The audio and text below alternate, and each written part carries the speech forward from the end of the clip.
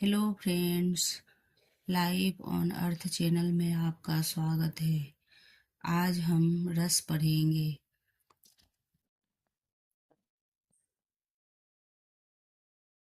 तो देखते हैं, रस शब्द की व्युत्पत्ति का अर्थ है रस में। संस्कृत में रस शब्द की व्युत्पत्ति रसस्यते असो इति रसा के रूप में की गई है, अर्थात जिसका आस्वादन किया जाए वही रस है। परंतु साहित्य में काव्य को पढ़ने, सुनने या उस पर आधारित अभिनय देखने से जो आनंद प्राप्त होता है उसे ही रस कहते हैं। सर्वप्रथम भरत मुनि ने अपने नाट्य शास्त्र में के स्वरूप को स्पष्ट किया था। रस की निष्पत्ति के संबंध में उन्होंने लिखा है कि विभावानुभाव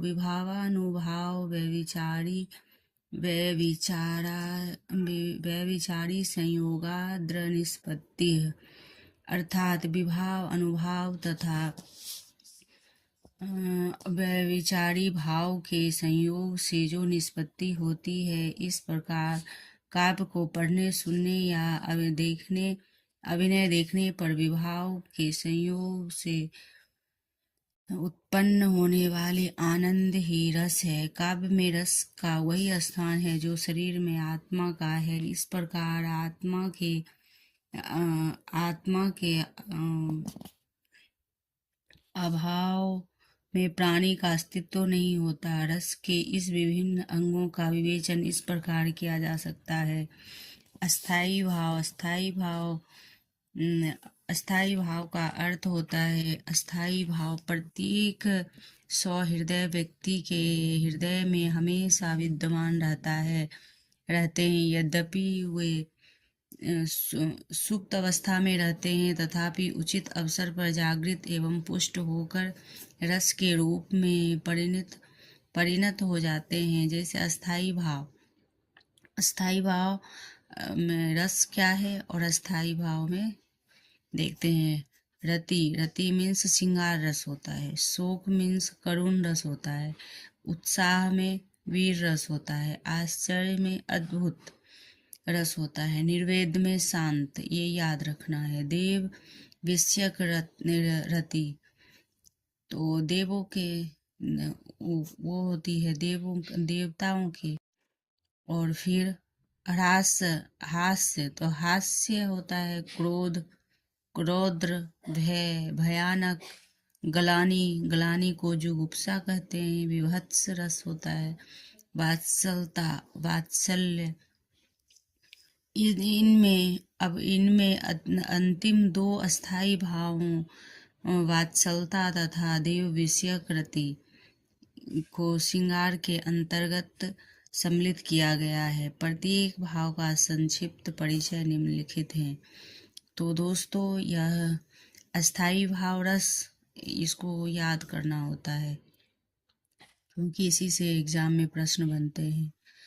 तो जैसे कि शोक से करुण होता है, उत्साह से वीर, आश्चर्य से अद्भुत, ये ग्लानि जुगुप्सा, तो ये याद रखना है। ग्लानि जुगुप्सा, वात्सलता वात्सल्य, निर्वेद शांत होता है। तो ये अलग है शब्द। निर्वेद, तो निर्वेद शांत रस होता है। और क्रोध में रौद्र रस, ये महत्वपूर्ण है, तो इसको याद रखना होता है। ध्यान से देख लीजिए और तो नोट कर लीजिए। अब शोक, पहले क्या है? अस्थाई भाव। रति है, रति में क्या है? स्त्री। स्त्री पुरुष को एक दूसरे के प्रति उत्पन्न प्रेम नामक चित्तवृत्ति को रति भाव, अस्थाई भाव कहते हैं। ये रति में क्या होती है? स्त्री पुरुष की एक दूसरे के प्रति उत्पन्न प्रेम नाम का चित्तवृत्ति को रति भाव, अस्थाई भाव कहते हैं। हास्य में रूप, वाणी और अंगों के विकारों को देखने से चित्त का विकसित होना आश्र कहलाता है। शोक, शोक में है प्रिय वस्तु, इष्ट जन, वैभव आदि के नशा ना आदि के नाश इत्यादि के कारण उत्पन्न होने वाली चित्त की व्याकुलता को शोक कहते हैं। प्रिय वस्तु के नाश इत्यादि हो जाने पर, मतलब जो प्रिय वस्तु है उसका कहीं खो जाना या खत्म हो जाना, उसी को नाश बोला जाता है। तो ये शोक भाव, तो शोक भाव उत्पन्न होता है। क्रोध, क्रोध में असाधारण अपराध, विवाद, उत्तेजनापूर्ण अपमान आदि से उत्पन्न मनोभाव, मनोविकार को क्रोध कहते हैं।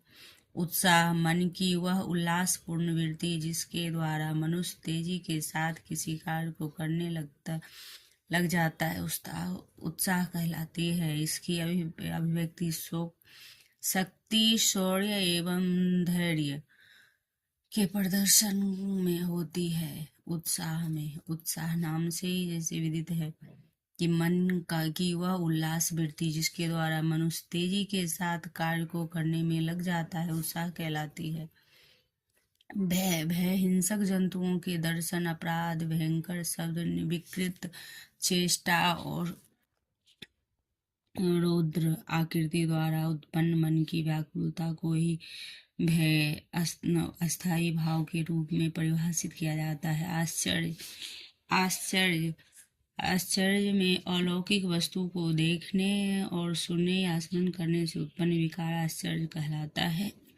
ग्लानि या जुगुप्सा, किसी अरुचिकर या मन के प्रतिकूल वस्तु को देखने अथवा उसकी कल्पना करने से जो भाव उत्पन्न होता है वह जुगुप्सा कहलाता है। निर्वेद, सांसारिक विषयों के प्रति वैराग की उत्पत्ति निर्वेद कहलाता है। वात्सलता, माता पिता का संतान के प्रति अथवा भाई बहन का परस्पर सात्विक प्रेम की वात्सलता कहलाता है। और देव विषयक रति, ईश्वर में परम अनुरक्ति ही देव विषयक रति कहलाती है। जैसे कि पीछे दिया हुआ देव रति, जो ईश्वर के प्रति आस्था जो होती है वही देव विषयक रति कहलाती है। रस, रस निष्पत्ति में अस्थाई भाव का महत्व, अस्थाई भाव ही परिपक्व होकर रस दशा प्राप्त होते हैं, इसलिए रस निष्पत्ति में अस्थाई भाव का सबसे अधिक महत्व है। अन्य सभी भाव और कार्य अस्थाई भाव की पुष्टि के लिए ही होते हैं। विभाव, विभाव में क्या है? विभाव का अर्थ है जो कारण व्यक्ति, पदार्थ आदि दूसरे व्यक्ति के हृदय में अस्थाई भाव को जागृत तथा उद्दीप्त करते हैं, उन्हें विभाव कहते हैं। विभाव के भेद, विभाव में आश्रय के हृदय, विभाव आश्रय के हृदय में भावों को जागृत करते हैं, उन्हें विभाव कहा जाता है। जैसे फिर से सुनिए, विभाव के भेद, तो विभाव में आश्रय के हृदय में भावों को जागृत करते हैं, उन्हें विभाव उद्दीप्त भी कहते हैं। इस आधार पर विभाव के दो भेद हैं, अवलंबन तथा उद्दीपन विभाव। इनका विवेचन इस प्रकार है। अवलंबन में क्या है? जिस व्यक्ति या वस्तु के कारण कोई भाव जागृत होता है तो उस वस्तु अथवा उस व्यक्ति या अथवा वस्तु को उस भाव का अवलंबन विभाव कहते हैं। उद्दीपन, उद्दीपन विभाव अस्थाई भाव को उद्दीप्त तथा तीव्र करने का वाला कारण उद्दीप्त विभाव कहलाता है। अवलंबन की चेष्टा तथा देश काल आदि को उद्दीप्त विभाव माना जाता है।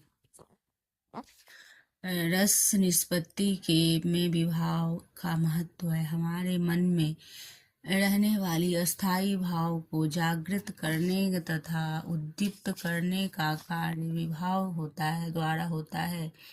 जागृत और उद्दीप्त अस्थाई भाव ही रस का रूप प्राप्त होता है। इस प्रकार रस निष्पत्ति में विभाव का अधिक महत्व है।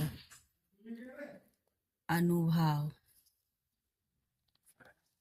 तो दोस्तों अभी इतना ही रहने देते हैं। इसको अच्छी तरह से समझकर पढ़ना चाहिए। शॉर्ट में पढ़ने से एग्जाम में नहीं आता है। एग्जाम में लाइनों से और डिटेल से क्वेश्चन पूछा जाता है। तो साथियों, और इस प्रकार चाहिए आगे का तो लाइक एवं सब्सक्राइब कीजिए। अनुभाव आगे के क्लास में देखेंगे। थैंक यू, धन्यवाद।